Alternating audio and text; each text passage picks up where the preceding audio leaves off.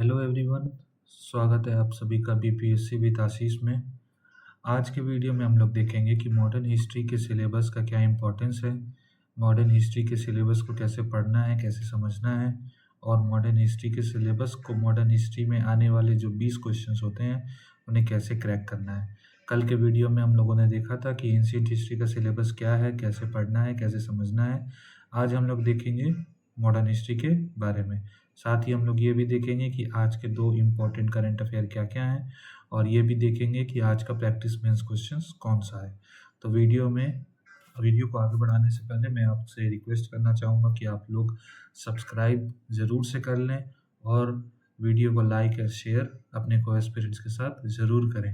तो आइए बढ़ते हैं वीडियो में आगे। आज वैसे वीडियो आने की बात थी नहीं, मेरी तबीयत थोड़ी ख़राब है, बट कंसिस्टेंसी ब्रेक नहीं होनी चाहिए। तो अगर टीचर की कंसिस्टेंसी ब्रेक हो जाएगी तो फिर एस्पिरेंट की तो कैसे ही कंसिस्टेंसी मेंटेन हो सकती है। इसीलिए वीडियो आपके सामने हाजिर है। देखते हैं modern history syllabus for BPSC prelims by Rajiv Ahir. यहाँ हम लोग स्पेक्ट्रम को ही प्रेफर करेंगे क्योंकि स्पेक्ट्रम बहुत ही अच्छी बुक है, आपको सस्ते में भी अवेलेबल हो जाती है और स्पेक्ट्रम पढ़ने में आपको आसानी भी रहती है क्योंकि स्पेक्ट्रम में सब कुछ बहुत ही कॉम्प्रिहेंसिव तरीके से दिया गया है। बहुत ज़्यादा छितिर-बितिर इधर उधर की चीज़ें नहीं दी हुई हैं। इसलिए हम यही कहेंगे कि आप लोग स्पेक्ट्रम ही पढ़िए, क्योंकि देखिए इधर उधर का किताब बहुत ज़्यादा आप लोगों को दिक्कत देगा, इसलिए स्पेक्ट्रम सही है आपके लिए। यहाँ हम देखिए, यहाँ स्पेक्ट्रम को 3 हिस्सा में बांट के रखे हैं। 3 हिस्सा में बांटने का मेरा कारण ये था कि जितना भी स्टूडेंट है उन लोग को समझ आ जाए कि पढ़ना कैसे है, कौन-कौन सी चीज़ों को पढ़ना है और कौन-कौन सी चीज़ें महत्व नहीं रखती हैं, कौन-कौन सी चीज़ें थोड़ा कम महत्व रखती हैं और कौन-कौन सी चीज़ें महत्व बिल्कुल भी नहीं रखती। तो पहला हम लोग देखेंगे हाई प्रायोरिटी चैप्टर, जो ज़्यादा से ज़्यादा एग्ज़ाम में पूछा जाता है और हर साल पूछा जाता है। पहला चैप्टर आप लोग देख रहे हैं, peoples resistance against British before 1857। 1857 के पहले जितनी भी आपके मूवमेंट्स हुए थे, जैसे कि आपका इंडिगो मूवमेंट हुआ था और बहुत सारे मूवमेंट हुए थे, जैसे कि 1857 से पहले होने वाले जितने भी मूवमेंट थे वो सब कुछ आपको यहाँ पे पढ़ना है। सॉरी, इंडिगो 1857 के पहले नहीं हुआ था, मैंने गलत बताया आपको, पर 1857 के पहले होने वाले जितने भी आपको मूवमेंट है वो सब कुछ पढ़ने हैं। उसके बाद आपको पढ़ना है 1857 की क्रांति, जो कि बहुत इम्पोर्टेंस रखती है। उसमें लीडर्स कौन-कौन से थे, कहाँ-कहाँ से आते थे, उसका क्या फल हुआ, क्या विफल हुआ, सब कुछ पढ़ना है। कल के दिए हुए क्वेश्चन का आंसर आप लोगों ने अभी तक लिख के भेजा नहीं है, तो मैं चाहूँगा कि आप लोग मेरे ईमेल आईडी पे आंसर लिख कर ज़रूर भेजें। आगे बढ़ते हैं socio religious reform movement general feature. यहाँ आपको राम मोहन रॉय, ईश्वर चंद्र विद्यासागर, हेनरी विवियन डिरोजियो और बहुत स्वामी दयानंद सरस्वती, सैयद अहमद खान, इन लोगों के बारे में पढ़ना है। इन लोगों ने समाज में कैसे क्या-क्या बदलाव लाया, कैसे समाज का पुनरुद्धार किया, इन चीज़ों के बारे में पढ़ना है।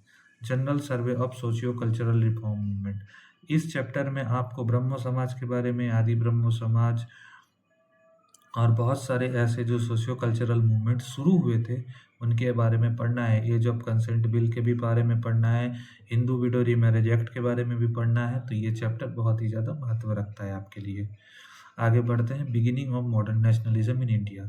मॉडर्न नेशनलिज्म में आपको मॉडर्न नेशनलिज्म का उद्भव कैसे हुआ, कैसे मॉडर्न नेशनलिज्म भारत में शुरू हुई, कौन-कौन से ऑर्गेनाइजेशंस ऐसे थे जिन्होंने मॉडर्न नेशनलिज्म को जन्म दिया, इस हिसाब से हम लोगों को यहाँ पढ़ना है। बढ़ते हैं आगे, Indian national Congress foundation and moderate phase. 1885 से यहाँ से आपका काम शुरू होता है। इन चैप्टर्स में आपको 1885 से लेके 1905 तक या 1907 तक, मैं कहूँगा 1905 तक ही, यहाँ तक का सारा हिस्ट्री आपको कवर करना है। इंडियन नेशनल कांग्रेस की स्थापना के बारे में पढ़ना है, उनके होने वाले कांग्रेस अधिवेशन के बारे में पढ़ना है और स्वदेशी मूवमेंट के बारे में पढ़ना है, भंग के बारे में पढ़ना है, जो कि बहुत ही इम्पोर्टेंस रखता है। आगे बढ़ते हैं, era of militant nationalism. Militant nationalism में आपको गदर पढ़ना है, होम रूल मूवमेंट पढ़ना है, आपको खुदीराम बोस के बारे में, जितने भी मिलिटेंट नेशनलिस्ट हुए हैं, स्पेशली लाल बाल पाल, लाल बाल पाल के बारे में आपको यहाँ पढ़ना ही पढ़ना है। आगे बढ़ते हैं, first phase of revolutionary activities. यहाँ आपको 1907 से लेकर 1917 तक जितना भी एक्सट्रीमिस्ट मूवमेंट हुए हैं, जितना भी एक्सट्रीमिस्ट चीज़ें हुई हैं, स्पेशली 3 क्षेत्रों में बहुत ज़्यादा, बंगाल, बम्बई और पंजाब में, इन तीनों क्षेत्रों के बारे में आपको पढ़ना ही पढ़ना है कि इन क्षेत्रों में रिवोल्यूशनरी एक्टिविटीज़ 1907 से लेकर 1917 के बीच में कौन कौन सी हुई है। तो उसके बाद सीन में आ जाते हैं हमारे गांधी जी, 1915 में भारत आ जाते हैं। गांधी जी के बारे में आपको सब कुछ पढ़ना है, उनके थ्योरीज के बारे में भी आपको पढ़ना है। गांधी जी के आपको चंपारण के भी बारे में पढ़ना है, खेड़ा के भी बारे में पढ़ना है, अहमदाबाद के भी बारे में पढ़ना है, तीनों को पूरा कवर करना है। इन चैप्टर्स के बारे में जो मैं बता रहा हूँ ये रिपीटेटिव चैप्टर्स हैं, इनसे हर साल क्वेश्चंस आ जाते हैं। आप समझ लीजिए 1 या 2 क्वेश्चंस आने ही आने हैं, हर साल क्वेश्चंस इनमें से आना ही आना है। आगे बढ़ते हैं, नॉन कोऑपरेशन और खिलाफत और नॉन कोऑपरेशन कहीं ना कहीं एक ही समय का इतिहास है, एक ही पीरियड का इतिहास है, तो आपको एक चैप्टर में मिलेगा, पढ़ने में ज़्यादा परेशानी नहीं होगी। कौन कौन से मेथड यूज़ किए गए थे नॉन कॉरपोरेशन में, नॉन कॉरपोरेशन का फल क्या हुआ, चौरी चौरा में क्या हुआ, सारा कुछ आपको पढ़ना है। खिलाफत मूवमेंट का इशू क्या था, कैसे खिलाफत मूवमेंट इशू शुरू हुआ, टर्की का इसमें क्या रोल था, ये सारा कुछ आपको पढ़ना है। और हाँ, हिंदू मुस्लिम यूनिटी जो कि खिलाफत और नॉन कॉपरेशन में बहुत ज़्यादा एक हाईलाइटेड चीज़ है, वो भी आपको यहाँ पढ़ने को मिलेगा। बढ़ते हैं आगे, Swarajist, social idea, revolutionary activity. अब कुछ एक पंथ ऐसे बने थे जिन्हें पार्लियामेंट के थ्रू आगे बढ़ना था, पार्लियामेंट के कामों को अटका कर। कुछ एक ऐसे पंथ थे जिन्हें नॉन कॉपरेशन को ही आगे बढ़ाना था।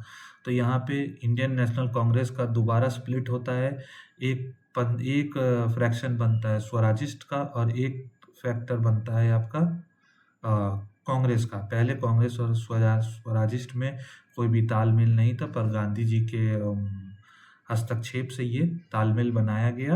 तो आपको यहाँ पर मोतीलाल नेहरू जी के बारे में भी पढ़ने को मिलेगा। इम्पोर्टेंट चैप्टर है, बहुत ही इंपॉर्टेंस रखता है, बहुत ज़्यादा क्वेश्चंस नहीं आते, कभी कभार एक आध क्वेश्चन आ जाता है, पर पढ़ना है आपको ये चैप्टर, हाई प्रायोरिटी चैप्टर है।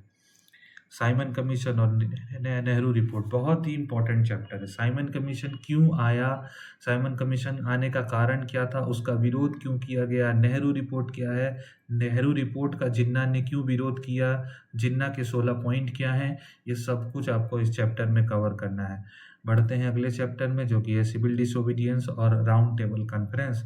सिविल डिसोबीडियंस बहुत इंपॉर्टेंट चैप्टर है, एक एक पंथ आपको इसमें पढ़ना है, किस क्षेत्र में सिविल डिसोबीडियंस के क्या क्या मेथड यूज हुए, कैसे क्या क्या यूज़ हुए, कैसे किन किन मेथड्स को फॉलो किया गया, गांधी जी का इसमें क्या रोल रहा, सॉल्ट मार्च के बारे में आपको पढ़ना है, तीनों राउंड टेबल के बारे में आपको पढ़ना है, उसमें कौन कौन से मेंबर शामिल हुए थे, कांग्रेस किस राउंड टेबल कॉन्फ्रेंस में शामिल हुई थी, कौन से मेंबर्स ऐसे थे जो तीनों में शामिल हुए थे, ये सारा कुछ आपको कवर करना है। बढ़ते हैं आगे, वर्ल्ड वार 2 के बारे में। तो इस चैप्टर का बहुत ज़्यादा रेलेवेंस नहीं है, nationalist response in the wake of world war 2 बहुत ज़्यादा कोई है नहीं रेलेवेंस, इसके बारे में मैं बताना भी नहीं चाहूँगा, क्योंकि इस चैप्टर को मैंने पढ़ा भी नहीं था, आज तक बीपीएससी ने इससे क्वेश्चंस भी नहीं पूछे हैं, तो इस चैप्टर को पढ़ना बहुत ज़्यादा अपने आप में ही एक बोझ है, तो आप ना पढ़ें, मेरा ये आपको है सजेशन।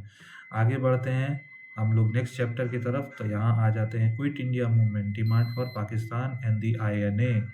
आपको यहाँ क्विट इंडिया मूवमेंट, भारत छोड़ो आंदोलन के बारे में पढ़ना है, किन किन लोगों ने क्या क्या कोट्स दिए थे उनके बारे में आपको पढ़ना है, भारत छोड़ो आंदोलन शुरू कहाँ से हुआ था उसके बारे में आपको पढ़ना है। 1942 में शुरू हुआ था, आप लोग जानते हैं, शुरू होने का कारण क्या क्या था, वर्ल्ड वॉर से कैसे जोड़ा जाता है इसे, इसके बारे में आपको पढ़ना है।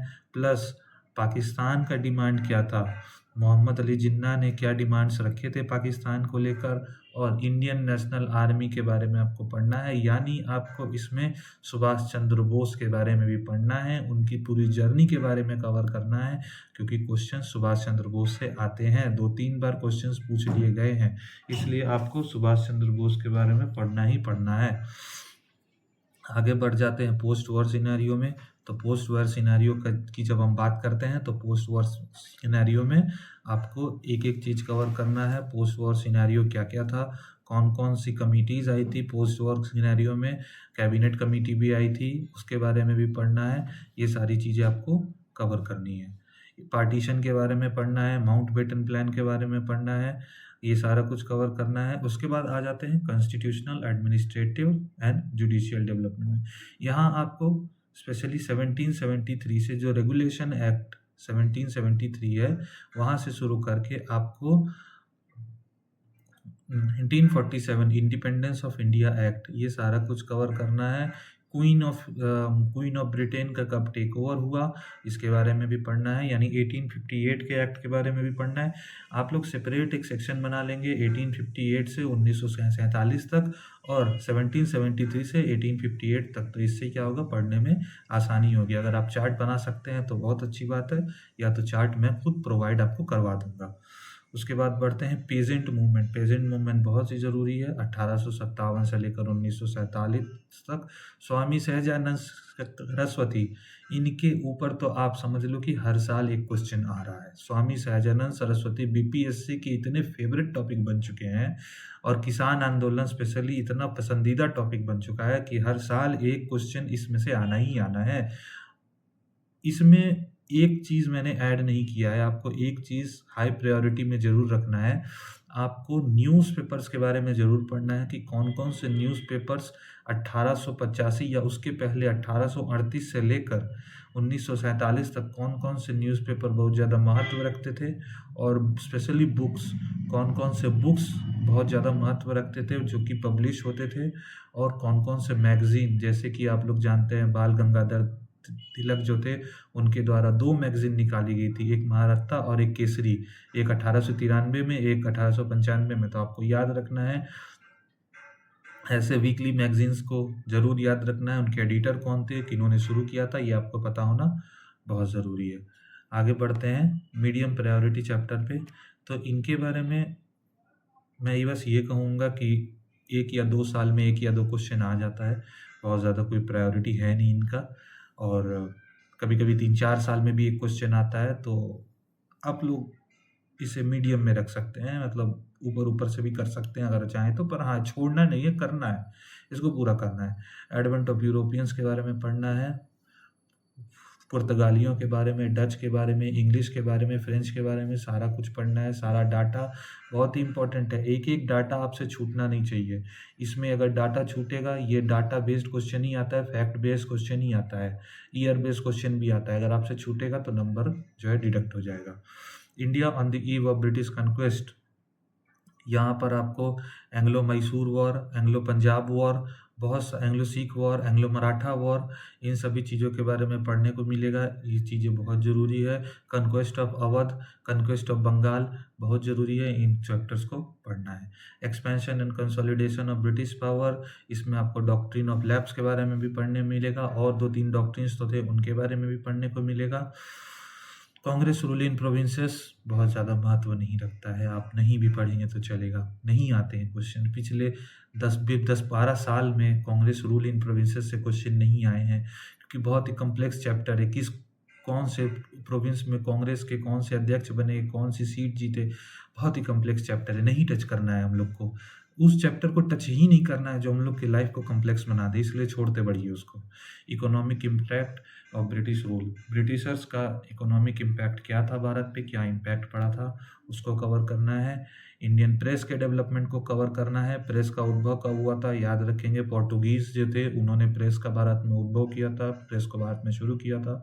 उसके बाद डेवलपमेंट ऑफ एडुकेशन, एडुकेशन का जो पार्ट है वो मेंस के लिए भी बहुत इंपॉर्टेंस रखता है। मेंस में भी बहुत ज़्यादा एडुकेशन का पार्ट जो है पूछा जाता है, इसलिए एडुकेशन वाले चैप्टर को थॉरोली पढ़ेंगे। एक चीज़ मैं आपको यहाँ क्लियर कर दूँ, हाई प्रायोरिटी चैप्टर्स को ऐसे पढ़ना है कि वो आपके मेंस के लिए भी तैयार रहे, क्योंकि हाई प्रायोरिटी चैप्टर्स का सारा पार्ट मेंस में पूछा जाता है। एक एक पार्ट आपको मेंस के क्वेश्चंस में दिखाई देगा। मीडियम प्रायोरिटी चैप्टर्स ना भी पूछे जाएं अगर, पर हाई प्रायोरिटी चैप्टर जितने मैंने यहाँ पर आपको नोटेड डाउन किए हैं, ये सारे चैप्टर्स से क्वेश्चंस आते हैं। तो आपको कोशिश करना है कि MCQ प्रैक्टिस करने के साथ साथ आपको मेंस के आंसर राइटिंग को भी प्रैक्टिस करना है। तो गलती नहीं करेंगे, रिवीजन अच्छे से करेंगे। बढ़ते हैं लो प्रायोरिटी चैप्टर्स की तरफ। हम कुछ नहीं बताएंगे इनके बारे में, क्वेश्चंस आते ही नहीं है, बकवास है सब कुछ। लाल बहादुर शास्त्री, नेहरू लीडरशिप, इंदिरा गांधी, फलाना ढिमकाना, ये सब पॉलिटी का कहीं ना कहीं पार्ट हो जाता है। नहीं पढ़ना है इन सबको। एक भी क्वेश्चन नहीं आया। अगर आप 38th BPSC से भी उठा लेना तो क्वेश्चंस नहीं आए हैं, इनमें से कोई क्वेश्चन नहीं आया। और वैसे भी 38th BPSC में तो ये सब पार्ट रहा भी नहीं होगा, बट नहीं आए हैं क्वेश्चंस, तो इनको टच ही नहीं करना है हमें। बहुत ही इररिलेवेंट चैप्टर्स हैं, इनमें अपना समय बर्बाद नहीं करना है। समय बर्बाद करना है हाई प्रायोरिटी चैप्टर्स में, और कम समय बर्बाद करना है मीडियम प्रायोरिटी चैप्टर्स पे। ये चीज़ याद रखेंगे आप लोग। बढ़ते हैं हम लोग अपने सेकंड सेक्शन की तरफ, जो कि है करंट अफेयर्स। आज का करंट अफेयर्स देख लेते हैं। आप लोगों ने देखा होगा कल ही एक जैगुआर एयरक्राफ्ट क्रैश हुआ था चूरू में, तो उसके बारे में जान लेते हैं। उस एयरक्राफ्ट का नाम है सिपकैट जैगुआर एयरक्राफ्ट, जो कि हमारे ब्रिटिश एयरक्राफ्ट कॉरपोरेशन और फ्रेंच ब्रिगेड कंपनी ने बनाया है। फ्रेंच ब्रिगेड कंपनी जो है वो अब डसॉल्ट एविएशन के अंडर में आ चुकी है, जो कि हमारे राफेल को भी बनाते हैं। याद रखेंगे राफेल के मैन्युफैक्चरर्स कौन है? Dassault aviation. बहुत इंपॉर्टेंट क्वेश्चन है, राफेल का इशू बहुत ज़्यादा चल रहा है इंडिया में, क्वेश्चन आ सकता है, इसलिए याद रखेंगे। इस एयरक्राफ्ट को हम लोग शमशेर के नाम से भी जानते हैं, यानी स्वॉर्ड ऑफ जस्टिस। 2 पायलट्स की मौत हुई थी, कहाँ हुई थी? चूरू में हुई थी। तो इस चीज़ को याद रखेंगे। आगे बढ़ते हैं। 21st member to adopt euro as a currency. 21वें मेंबर कौन बने हैं? कंट्री मेंबर जिन्होंने यूरो अपना एज ए करेंसी जो है अडॉप्ट किया है। वैसे तो हम लोगों के लिए नुकसान ही है, क्योंकि अब हम लोग बुल्गारिया जाने के लिए भी 10 बार सोच के जाना होगा, पैसे बहुत खर्च होते हैं यूरो में। पर बुल्गारिया ने भी जो है यूरो को एज अ करेंसी अडॉप्ट कर लिया है। जानेंगे बुल्गारिया के बारे में। 1 जनवरी 2026 से अडॉप्ट करने वाली है। बुल्गारिया साउथ ईस्टर्न यूरोप में एक कंट्री है, जो कि ईस्टर्न बाल्कन प्रोविंस में पड़ती है। बाल्कन प्रोविंस जब आप सुनेंगे तो आपको पता होना चाहिए कि बाल्कन कंट्रीज कौन कौन सी है। आप लोग कमेंट बॉक्स में बताएंगे कि बाल्कन कंट्रीज कौन कौन सी है, और उनका नाम मेंशन करेंगे। स्पेशली बॉर्डर किसके साथ साथ शेयर करती है बुल्गारिया? तो नॉर्थ में रोमानिया के साथ, साउथ में तुर्की और ग्रीस के साथ, साउथ वेस्ट में मैसेडोनिया के साथ, और वेस्ट में सर्बिया के साथ। सर्बिया अभी न्यूज़ में बना हुआ है, उसके बारे में जान लेंगे, थोड़ा सा पढ़ लेंगे खुद से। हर चीज़ मैं ही नहीं बताऊंगा, खुद से भी करना है, खुद से भी समझना है चीज़ों को। बढ़ते हैं मेंस के प्रैक्टिस क्वेश्चन की तरफ। तो क्वेश्चन है, discuss the expansion of western education in Bihar and its impact of society. Introduction देंगे वेस्टर्न एजुकेशन के पहले के पीरियड के बारे में। इन वेस्टर्न एजुकेशन के इम्पैक्ट के पहले क्या चल रहा था, भारत में एजुकेशन की क्या स्थिति थी, एक इंट्रोडक्शन देंगे। इंडिया में वेस्टर्न एजुकेशन कैसे शुरू हुआ उसके बारे में एक चार्ट बनाएंगे और उसे एक्सप्लेन करेंगे। फिर वेस्टर्न एजुकेशन इन बिहार का एक चार्ट बनाकर उसे एक्सप्लेन करेंगे अच्छे से। याद रखना है आप लोगों को, पेपर भरना है 4 पेज। अगर 4 से शब्द नहीं लिख पाए तो नंबर कट जाएगा। आप ये नहीं कह रहा हूँ मैं कि गाना लिख कर आना है, लिख कर सही चीज़ें आना है, पर पेपर भरना चाहिए। आप अपने पॉइंट्स के बीच में कितना भी गैप दे दो मंजूर है, पर पेपर भरना चाहिए। पेपर नहीं भर के आइएगा। अगर आप 3 पेज में भी सब कुछ सही लिख कर आ रहे हैं तो आपको नंबर पूरा नहीं मिलेगा। कमीशन को पेपर भरा हुआ चाहिए, इसलिए पेपर भरना है। और उसके बाद उसका इम्पैक्ट क्या रहा सोसाइटी पर, उसे भी हम लोगों को बॉडी में लिखना है। उसके बाद लास्ट में कंक्लूजन में हम लोग क्या देंगे, तो कंक्लूजन में हम लोग ये देंगे कि वेस्टर्न एजुकेशन का इम्पैक्ट सोसाइटी के और एस्पेक्ट्स पे कैसे पड़ा, जैसे महिलाओं पे कैसे पड़ा। वेस्टर्न एजुकेशन इंडस्ट्रियलाइजेशन में कैसे हम लोगों को हिस्सेदारी किया, कैसे हम लोगों के ऑर्गेनाइजेशनल स्ट्रक्चर को आगे बढ़ाया, कैसे कांग्रेस का उद्भव हुआ वेस्टर्न एजुकेशन से। थोड़ा सा कंक्लूजन में दिखाएंगे, आपका आंसर बिल्कुल परफेक्ट हो जाएगा। तो इसी के साथ वीडियो को ख़त्म करते हैं। मुझे लगता है कि अब और आपको मॉडर्न हिस्ट्री को लेकर कोई भी डाउट नहीं होंगे कि पढ़ना क्या है और क्या नहीं पढ़ना है, मैंने ये भी बता दिया है।